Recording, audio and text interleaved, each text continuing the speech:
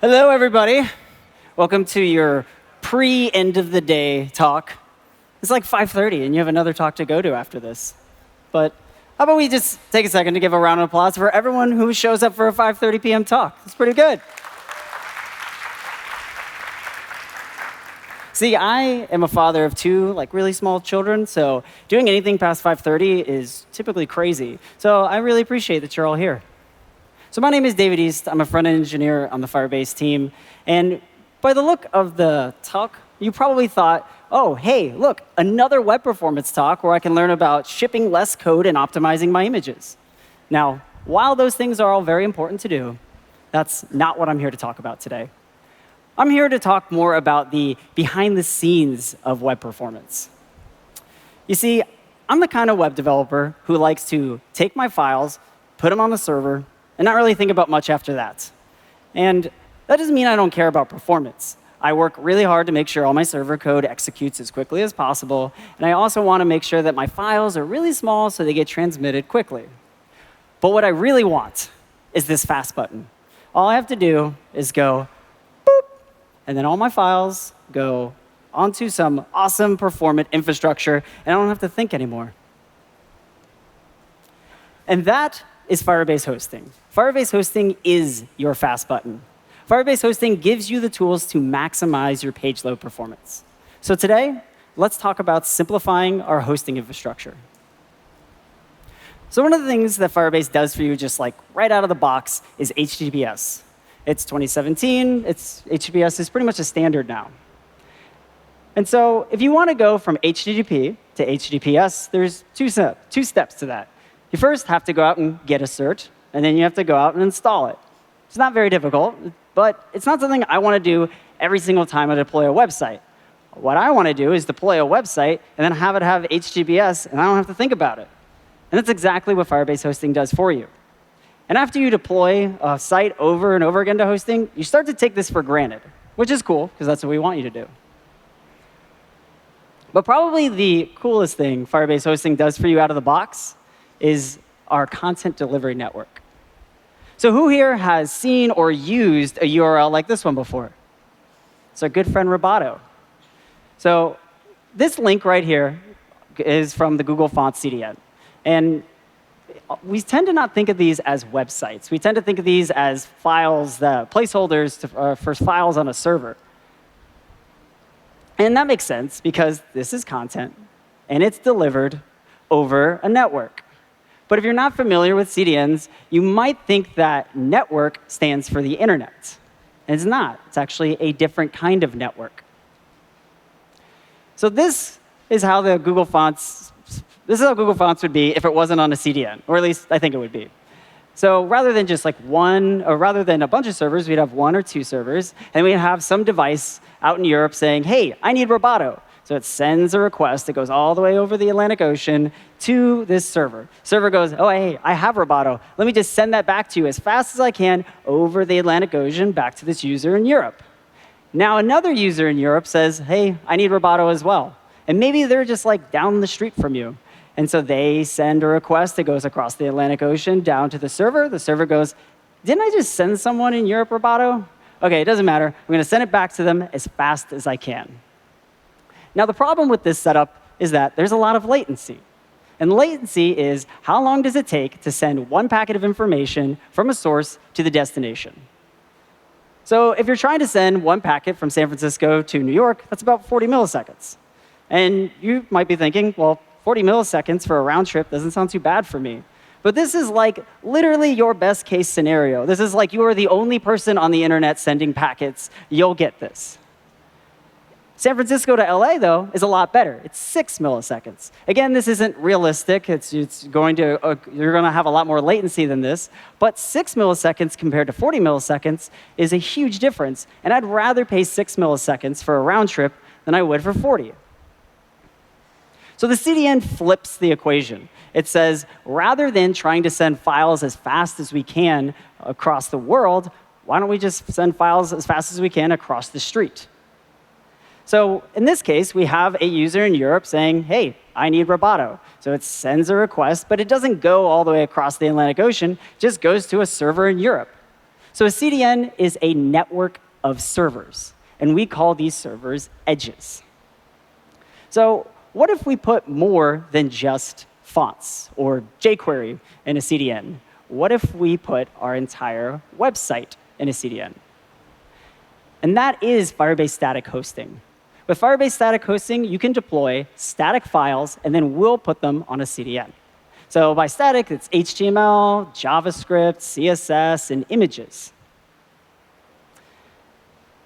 So let's see how this CDN works. So we have a user, and let's say they're in Tokyo. And then this user says, all right, I'm going to make a request for an asset on your website. I don't know why that line's there, but OK. Now, it's going to first stop. Oh, let's go back. It's going to first stop not at your. It's going to first stop at the local edge. And then this edge is going to say, I've never seen this request before. Let's call out to the Firebase Hosting origin. Now, the origin is like the HQ of Firebase Hosting. It knows where all the edges are. It knows where all your files are. So it goes, it's OK, I got this. I know where the file is. So it sends it right back to the edge. And then the edge, it caches it and sends it back to the device. Now let's say another user in Tokyo makes a request. The edge goes, wait, I got this. I'm going to send it right back to the device. So rather than going all the way across the ocean, all we do is just go right across the street. And it's amazing the network effect that this has, because every single user in this area only has to go to a local edge server. They get a low latency response. So if you pull up the Chrome DevTools, and this is just a Firebase Hosting website, and it doesn't really matter what website, because we're going to inspect an individual file. So we're going to click on the waterfall of a document. And that's probably pretty tiny, so we can make it a little bigger. And we see all these great request and response metrics about this one file. And we can see that it took about 7 milliseconds to queue. It stalled and negotiated for about a millisecond and a half. Our request was sent in like a quarter of a millisecond. That's fast. But almost 300 milliseconds was spent waiting. And this is known as time to first byte. Now, time to first byte is kind of like one of those black box metrics. So there's a lot of things that could influence it.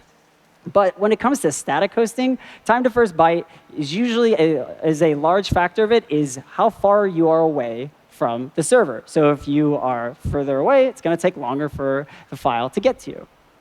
So 300 milliseconds it's OK for a time to first byte. But this response, it's not coming from an edge. It's coming from Firebase Hosting's origin. And this is not the response that most users are going to get. It's nearly always going to be coming from the edge.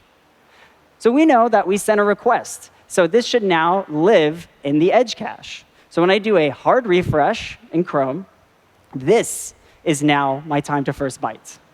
Instead of almost 300 milliseconds, it's 5 milliseconds.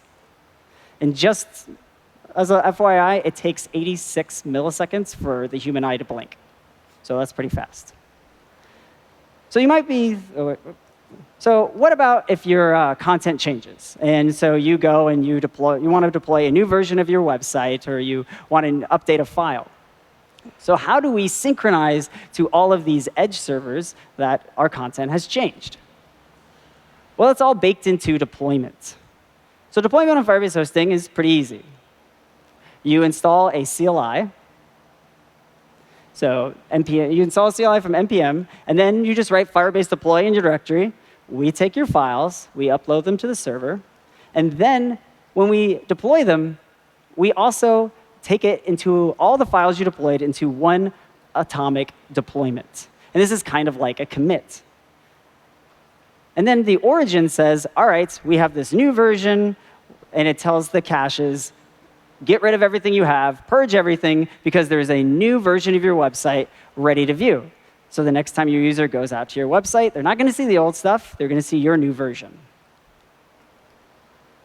And the amazing thing about this is when you have these atomic deployments, if you want to roll back, you can view your entire deployment history in the Firebase console, and then you can just click a button and almost instantly roll back to that version. So one of the more interesting developments in web performance is with HTTP 2. And if you're not familiar, HTTP 2 is the new standard of HTTP. And that's probably not that helpful. So to see why HTTP 2 is the new standard, let's take a look at an HTTP 1 waterfall. So right here, you can see that we're making about 30 requests or so. And what you can see is this waterfall is fairly staggered. And that's because when we make a request with HTTP, we can only open up one connection per asset. So we get one connection, download one asset. So the browser is smart, and it says, all right, I'm going to give you 6 connections so you can do 6 things at a time. So that's why we see kind of like some files, stagger, some files, stagger. And what I really want to do is I want to take this, and I want to I want to put it together. I want it to be in one line. I don't want to wait to load everything. So we used to do this thing called domain sharding. And the reason why is because we have 6 connections, but they're per domain. So someone thought, hey, what if I just have more domains? That way I can have more requests in parallel. So the thing about domain sharding is let's say you have 4 domains. And if you have 6 connections each, that's like, if you take the 4, the 2, so my phone, it's 24 TCP connections. And so with that, each TCP connection is going to incur its own latency, and this is just going to drain your user's battery. So HTTP 2 fixes this problem. With HTTP 2, we get one connection that we can send multiple assets on. So now, rather than seeing that staggered waterfall, it's all in one nice line. And in case you are wondering, yes, this is 17 different versions of jQuery. And yes, I need all of them. So one of the great things about HTTP 2 is not just pipelining. It also gives you tools for performance. So like, if you think your website is at like a 10, well, there's some things we can do to just like crank it up and maybe get it to an 11. When you request a website, you don't request all of the assets. You request just the documents. And then the document, it has references to your assets. And the browser parses it and goes through this discovery phase, and then it initiates requests for these assets. And we're the developer of this page. We know what assets are needed. So why do we have to wait for this extra round trip? Why don't we just take these files and send them all down with the original response? Well, that's a feature actually called HTTP 2 Server Push. So with Server Push, we can use link headers. And we can say, when you send this document, let's send all these other assets too. With Firebase Hosting, we give you this firebase.json file, which is how you can do more advanced configuration. So if you need to do any redirects, any rewrites, or in this case, set some headers. So I can say, at the source of my home route, I want to specify these headers.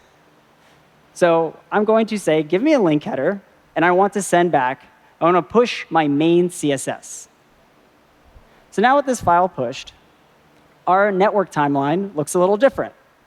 The initiator for our document is not, or initiator for our style sheet isn't our documents, it's push/other. And if we click on the waterfall tab, we get a whole new set of metrics, which I'll zoom in on. And you can see there's nothing about time to first byte or network. It's all about reading the push. And that's because by the time the browser realizes it needs this asset, it's already been downloaded over the network. And what this does for us is it saves us one less round trip for this asset. But before you start thinking, like, that's great, I'm going to push everything on my website, that's probably not going to work out the way you want.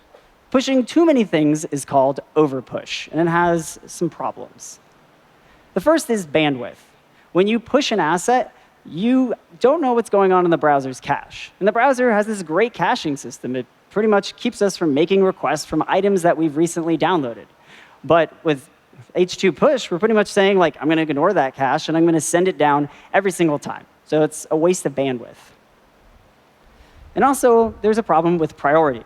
So if you go into the performance section of Chrome and you hover over all your assets, they're going to give you these labels like high, highest, and low.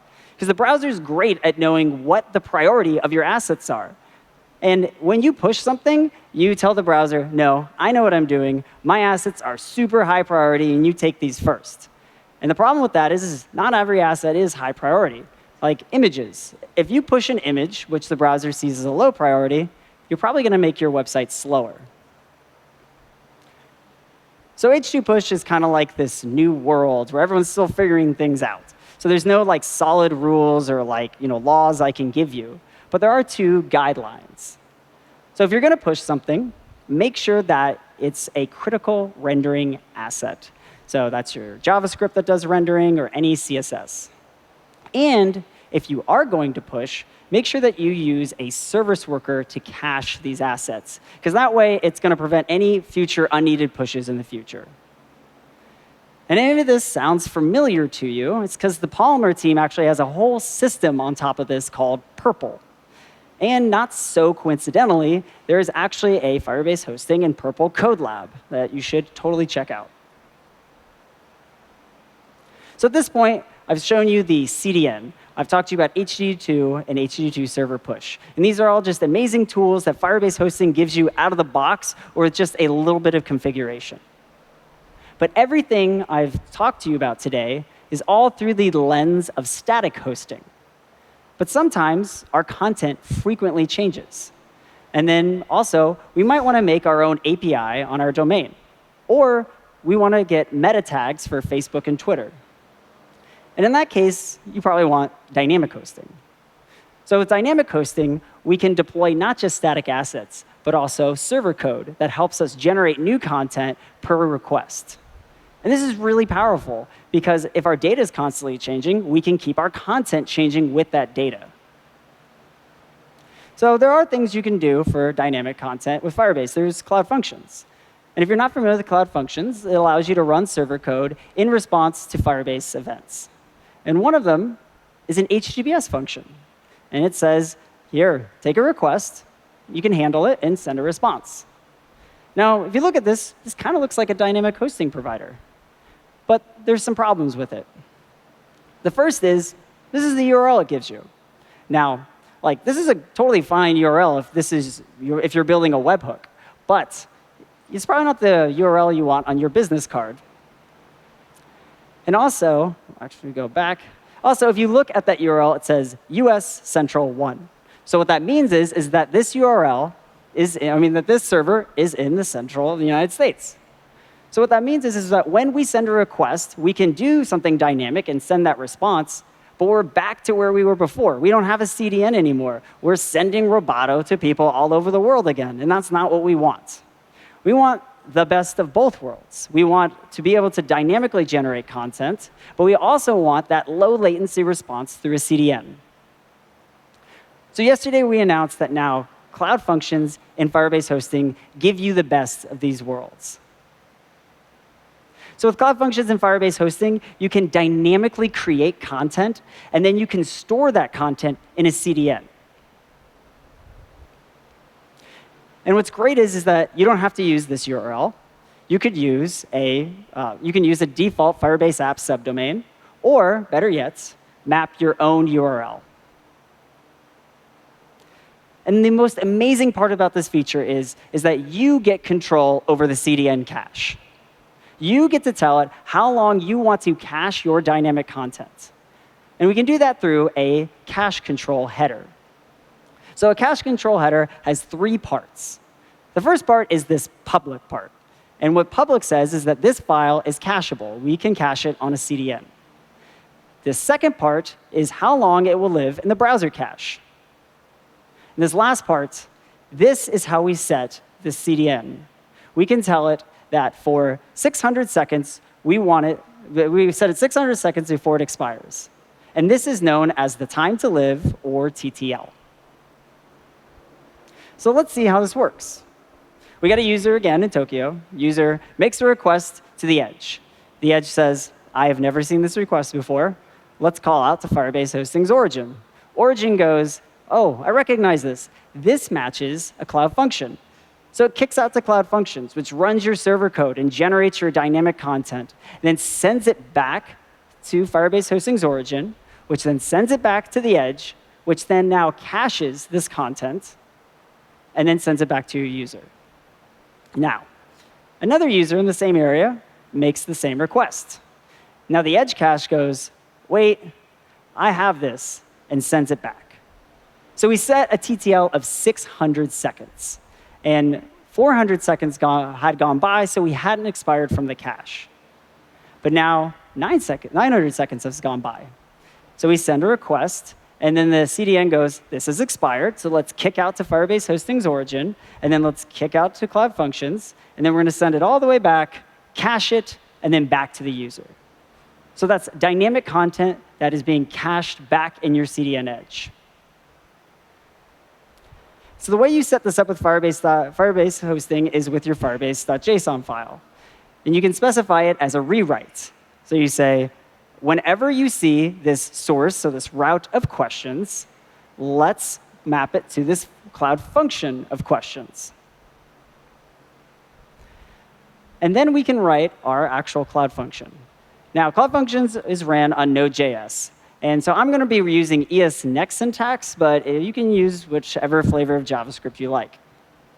So I'm going to import from the Firebase functions, and then I'm going to import from Firebase admin, because I'm going to be reading from a database. And then now I'm going to name my function. I'm going to say export let questions. If you're using CommonJS, you would say exports.function, or exports.questions. And then now I'll create my Cloud Function. So what I'll do is I'll go out to my database, and I'm going to get a list of questions. From here, I'm going to set the cache control header, so 600 seconds in the CDN cache. And then now I'm going to send back a response as HTML with how many items are in my list. And then now all I have to do is a Firebase deploy. And that means that my static assets will go onto Firebase Hosting, and then my dynamic server code goes onto Cloud Functions. And that's just one route. How do I handle multiple routes? How do I get a more dynamic backend? Well, we can write our function. We can say, let's import from Firebase Functions again in admin. But now we're going to import from Express. So if you're not familiar with Express, it's an open source Node framework, and it's really easy to work with. And the first thing we're going to do is we're going to create an Express app, because this will allow us to attach multiple routes. So we'll say app.get, and we'll say whenever a user does a GET request at my home route, I can handle the response and send this request.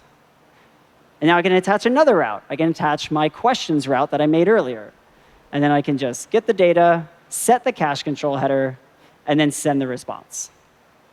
And then lastly, I have to name my function. So export let, I'm going to name it fn, create my Cloud Function. And then now I take my Express app, and I just pass it through as the parameter.